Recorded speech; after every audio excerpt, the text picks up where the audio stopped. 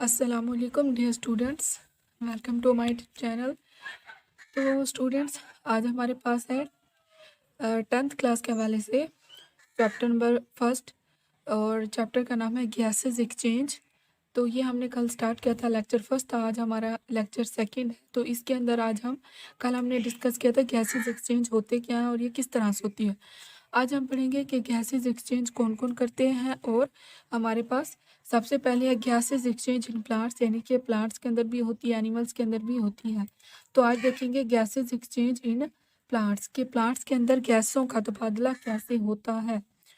तो देखिए कि प्लांट्स के पास कोई ख़ास किस्म के ऑर्गन्स वगैरह कोई ऑर्गन्स नहीं होते जिनसे वो गैसेस एक्सचेंज कर सके, जिस तरह एनिमल्स के पास ऑर्गन्स हैं। प्लांट्स के पास ऐसा नहीं है कुछ, लेकिन उसके बावजूद भी वो गैसेस एक्सचेंज करते हैं। तो देखिए कि plants have no organs, special organs for gases exchange, but every cell of plant body gases exchange gases with environment. यानी कि वो उसके पास ऑर्गन्स तो नहीं होते, लेकिन उसके बॉडी का हर एक सेल जो है वो गैसों का तबादला करता है, गैसेस एक्सचेंज करता है। यानी कि इसके पास जितने भी इसके बॉडी के अंदर सेल्स होते हैं वो सारे के सारे क्या करते हैं, गैसेस एक्सचेंज करते हैं। तो प्लांट्स के अंदर जो गैसेस का तबादला है वो 3 पाथवेज पर मुश्तमिल है हमारे पास। सबसे पहले है बेटा हमारे पास exchange of gases through stomata, number 1, number 2 lenticels और नंबर 3 रूट्स। यानी कि इन तीनों तरीकों से, इन तीनों पाथवे से प्लांट्स के अंदर जो गैसेस हैं वो एक्सचेंज होती हैं, तब चेंज होती हैं। तो सबसे पहले है stomata, exchange of gases stomata, यानी कि प्लांट्स के अंदर एक्सचेंज ऑफ गैसेस स्टोमेटा वो किस तरह से होती है।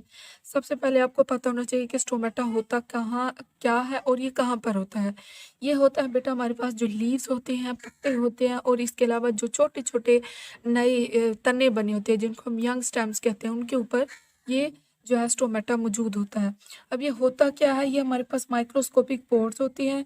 और ये किस लिए होते हैं, मतलब प्लांट की जो लीव्स हैं उनके ऊपर मौजूद है, ये क्यों होते हैं, क्योंकि इन्होंने इसी के ज़रिए गैसेस जो है वो एक्सचेंज होती है। यानी कि माहौल की और प्लांट की बॉडी के दरमियान जो गैसेस एक्सचेंज हो रही हैं वो स्टोमेटा जो कि लीव्स और यंग स्टेम्स पर मौजूद होता है, उनके अंदर मौजूद होता है।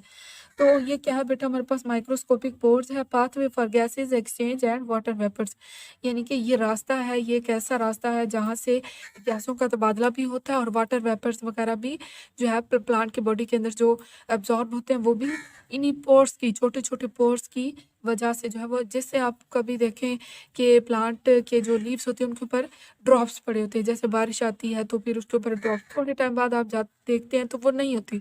तो वो एक्चुअली कहाँ जाते हैं, वो प्लांट की बॉडी के अंदर चले जाते हैं। और किस तरह से जाते हैं, स्टोमेटा के ज़रिए वो अंदर चले जाते हैं, और ये हमें जो सुराख है ये हमें नज़र नहीं आते। उसके बाद इसके अंदर तीसरी बात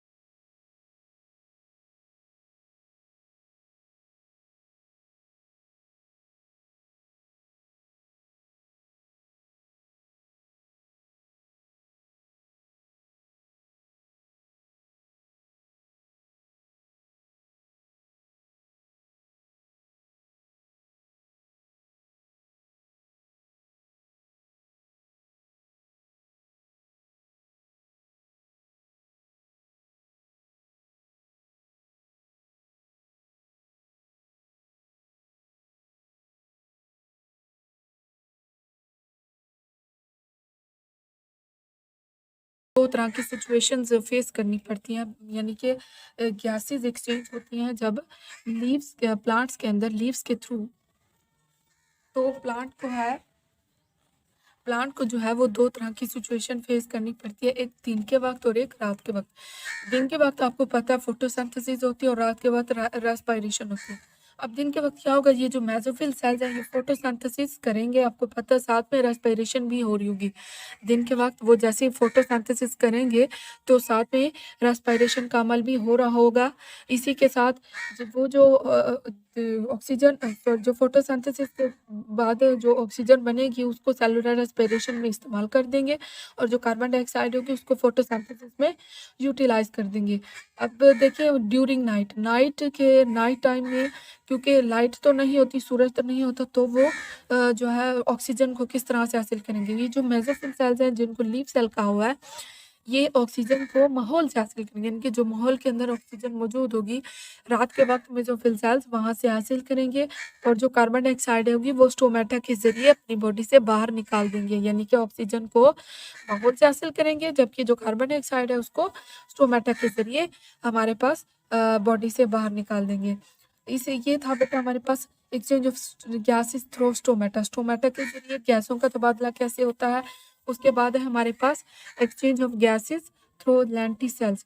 ये जो लेंटिसेल्स होते हैं सबसे पहले आपको पता होना चाहिए होते क्या है हमारे पास। ये भी हमारे पास पोर्स होते हैं, सुराख होते हैं। वो हमारे पास जो स्टोमेटा था वो माइक्रोस्कोपिक पोर्स थे। ये हमारे पास जो बड़े-बड़े दरख्त होते हैं, मैच्योर रूट्स होती हैं, उनके ऊपर ये सुराख होते हैं। देखिए wood stems and mature roots have pores in their bark. Bark से मुराद उसकी जो छाल होती है, उसकी जो ऊपर कवरिंग हो, सख्त सी जो कवरिंग होती है, उसके ऊपर आपको छोटे-छोटे से बहुत छोटे-छोटे से सुराख नज़र आते हैं। उन सुराखों के ज़रिए भी गैसेज़ जो हैं वो एक्सचेंज होती हैं प्लांट्स के अंदर। तो इसका मतलब ये हुआ कि लेंटिसेल्स भी उसके अंदर जो है वो गैसेज़ एक्सचेंज के अंदर इन्वॉल्व है। मतलब ये कि जो लेंटिसेल्स हैं ये प्लांट की जो मैच्योर प्लांट होते हैं उसकी जो बॉडी के ऊपर सुराख होती है उनको कहते हैं और वहाँ से जो है गैसेज़ अंदर जाएँगी। वहाँ से जो प्लांट को रिक्वायर्ड होंगी वो प्लांट यूज़ करेगा और जो बाकी रिलीज़ कर देगा जो उसके काम की नहीं होंगी। अब देखिए अगर मैंने यहाँ पर लेंटिसेल्स को दिखाया आपको, ये देखिए डायग्राम, ये हमारे पास एक दरख्त है, उसकी ये स्टेम है और यहाँ पर आपको सुराख नज़र आ रहे होंगे, इनको हम कहते हैं इनको हम कहते हैं बच्चों लेंटिसेल्स। मतलब कि लेंटिसेल्स के ज़रिए भी गैसेज़ जो है वो प्लांट्स के अंदर एक्सचेंज होती हैं। उसके बाद हमारे पास लास्ट पॉइंट है कि gases exchange in plants through roots. Roots के ज़रिए जो है वो गैसेज़ किस तरह से चेंज होती हैं। ये भी बिल्कुल आसान है। रूट्स के अंदर क्या होगी और आपको पता है जो रूट्स है हमारे पास वो अंडर द ग्राउंड है, ज़मीन के अंदर मौजूद है रूट्स। तो जो जो एयर है वो अंदर जाएगी, प्लांट की बॉडी वहाँ से जो है रूट्स के अंदर जाएगी। रूट्स जो ज़मीन के अंदर है, ज़मीन के अंदर पहले से ही गैसेज़ मौजूद हैं, तो वहाँ पर भी गैसेज़ मौजूद हैं और जो बाहर की गैस अंदर जाएगी ज़मीन के अंदर, तो दोनों गैसेज़ के दरमियान रिएक्शंस होंगे। जो गैसेज़ प्लांट यूज़ करेगा उसको यूज़ करने के बाद बाकी जो फ़ज़ूल होगा उसको अपनी बॉडी से जो रूट्स के ऊपर सुराख होंगे उनके ज़रिए वो बाहर निकाल देगा। Gases are found in soil, मतलब कि वही बात की है कि गैसेज़ जो है जैसे ज़मीन के ऊपर ये माहौल है, एनवायरनमेंट है, लैंड है, इसके ऊपर भी यहाँ पर भी गैसेज़ मौजूद है। इसी तरह ज़मीन के अंदर भी गैसेज़ मौजूद है। तो जब बाहर की गैस, हवा, एयर ज़मीन के अंदर जाएगी तो ज़मीन के अंदर जो गैसेज़ हैं उन दोनों के दरमियान रिएक्शन होगा और रिएक्शन के बाद जो गैसेज़ प्लांट को चाहिए होंगी वो रूट के ज़रिए हासिल कर लेगा और जो बाकी वेस्ट होगी उसको रिलीज़ कर देगा रूट्स के ज़रिए।